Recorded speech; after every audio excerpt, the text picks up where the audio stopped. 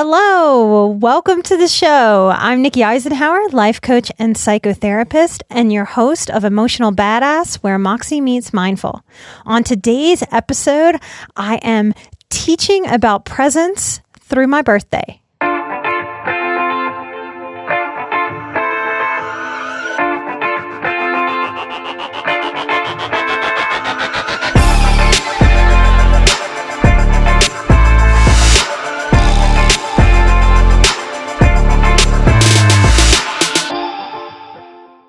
I'm using my birthday to teach a lesson on presence. I have days left of being 38, and I can't wait to be 39. I love to age. Now, I know many of you out there might say, oh, you're still pretty young, Nikki. Wait till you're older. See if you'll still say that. Feel free to check in with me 20 years from now and make sure I'm committed to what I'm saying today. I'm fine with that kind of accountability. It might be a weird thing to hear me talk about a birthday and how to be present. Like, how do those relate, right? A lot of what I talk about on the show, trying to describe this nebulous thing of healing, is that we look back into our histories to find the messaging, to check out that messaging, to see if it still serves us, if it ever served us, and what may serve us better. So years ago, for birthdays, I would feel a sense of dread. I was still young. I was in my early 20s. And I feel this real sense of dread that I didn't quite understand. The dread wasn't just nerves about having to celebrate like a lot of introverts and HSPs may relate to. The more I looked at it and really tried to feel out what was going on with me, the more I realized that my messaging around my birthday was pretty twisted. My birthday is usually over 4th of July weekend, and my entire life, my family, my entire extended family would get together at what had been my great-grandmother's house to celebrate that weekend. Now, to maybe an average feeling kid who wasn't a little mini observer and a little mini adult and wasn't already having anxiety issues, I think they would have very much enjoyed those days, and I enjoyed those days very much. They're some of the best memories of my childhood.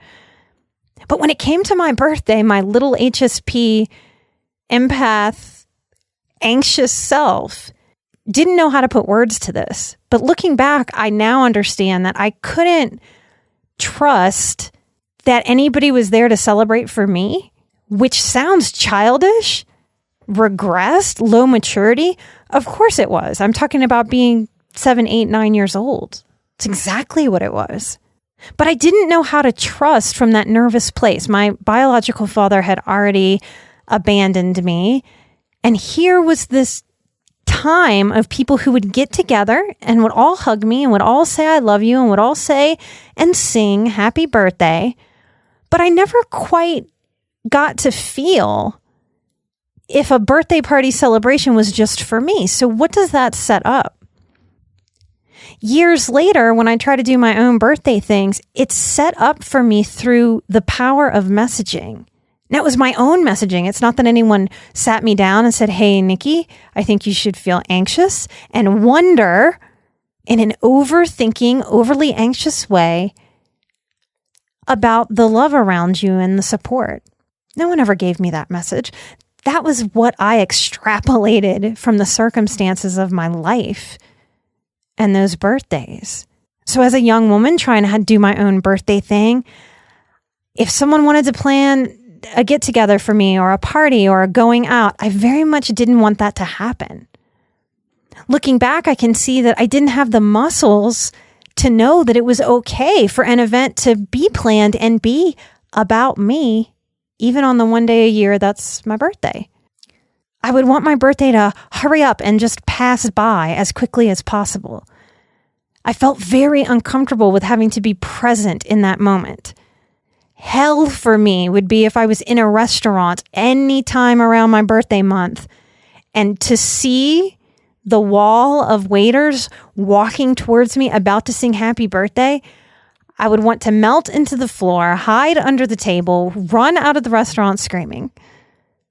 And if anyone out there has an introvert in their life, I assure you 99% of us hate that kind of scene. And other people tend to think it's good for us. I disagree. I didn't need so much of that. But maybe I did. Maybe it helped push against me a little bit and know that it was okay for me to have some moments like that.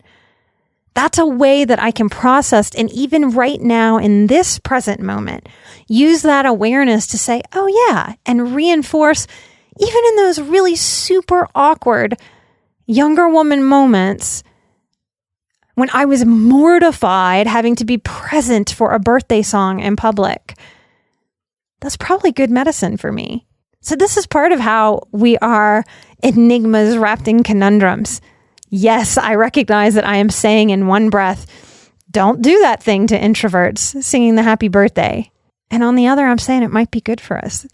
This is the struggle for us as well, not just for other people relating to us. This is part of our complexity in action. I think I'm showing you. If I look at some other messaging around my birthday, the adult women that were around me, from my mom to her sisters to my uncle's wives, they all thought it was a very funny, cutesy, lighthearted game to pretend to be 29 forever. And of course, in some ways, it is a light, cutesy, easygoing, intentional, lighthearted kind of banter and silliness. And in other ways, it surely did not show me how to gracefully embrace gaining year after year after year. It made me fear it. It made me feel that there was something wrong in a body aging.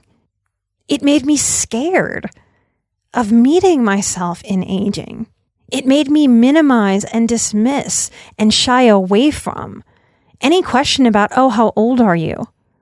I'd want to explain to people, well, yes, I know that I'm 28 and I don't have any kids yet, or this and that, or I've already had one divorce and I'm not done school the way that I want because Hurricane Katrina interrupted me and so did a divorce. And, as if there's something wrong with just being who I am, not achieving enough by certain birthdays.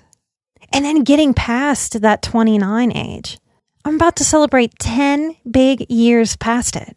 And y'all, they've been the best 10 years of my life. And last year has been the best year of my life. It's very important for ourselves, for our inner children, for the actual children. So many of you are mothers or want to be. Some of you are aunts like I am, and chosen family members. We have so many younger women around us.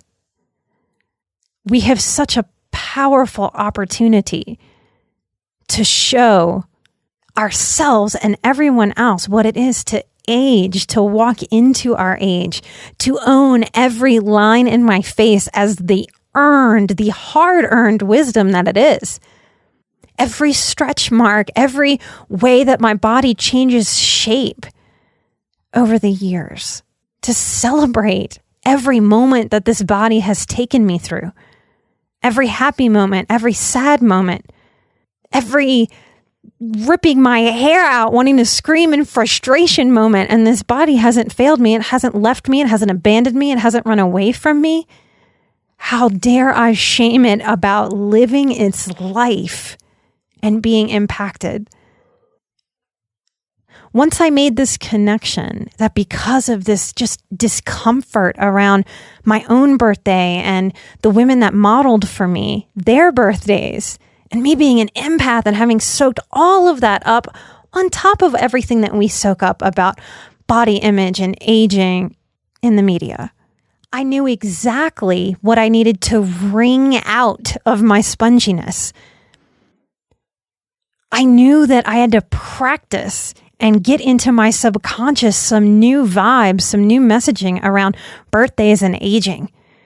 It's not always about things being easy and rainbows and butterflies and sunshine. I'm not saying it's easy. I'm not saying it's the best moment on earth when we see a new wrinkle or see how the gray hairs are getting different. But it's change. And I refuse. This is where my stubbornness comes in as a superpower. I refuse to walk down a path of scaring myself about getting older. I refuse to walk down a path that models that same fear, that same ick, that same denial, that same dismissiveness about the amazingness that our bodies are still carrying us, that we are having this blessing, this gift, this amazingness of being alive. When I made those connections, I knew what I needed to practice. I knew that it was simple. I knew that it was profound. And the magic really happens, y'all, in the practice.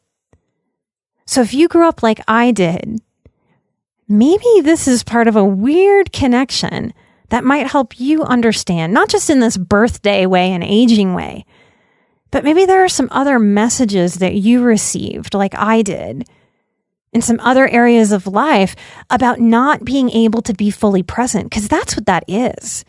That resistance to embracing our ages, our changes, or my little kid resistance of being unable to trust or to melt into, it's okay even if people aren't here for me, they're still here and they get to enjoy me and I get to enjoy them, and that's support.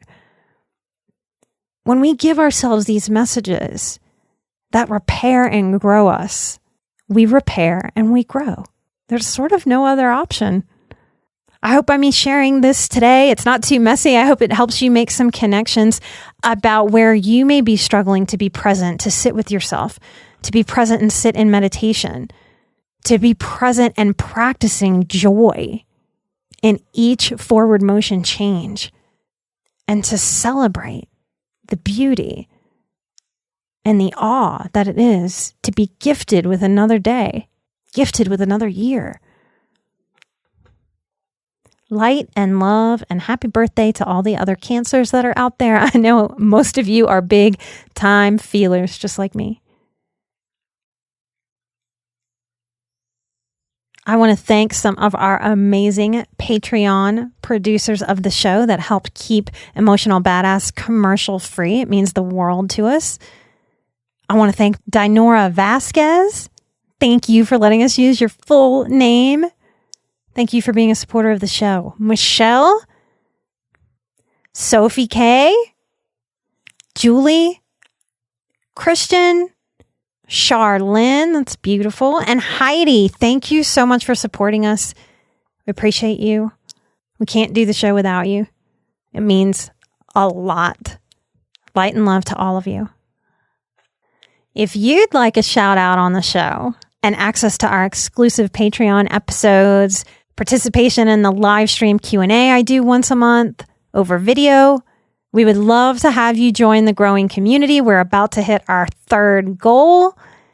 Come find us at patreon.com/emotionalbadass. I'm an emotional badass. You're an emotional badass. And together we are where Moxie meets mindful.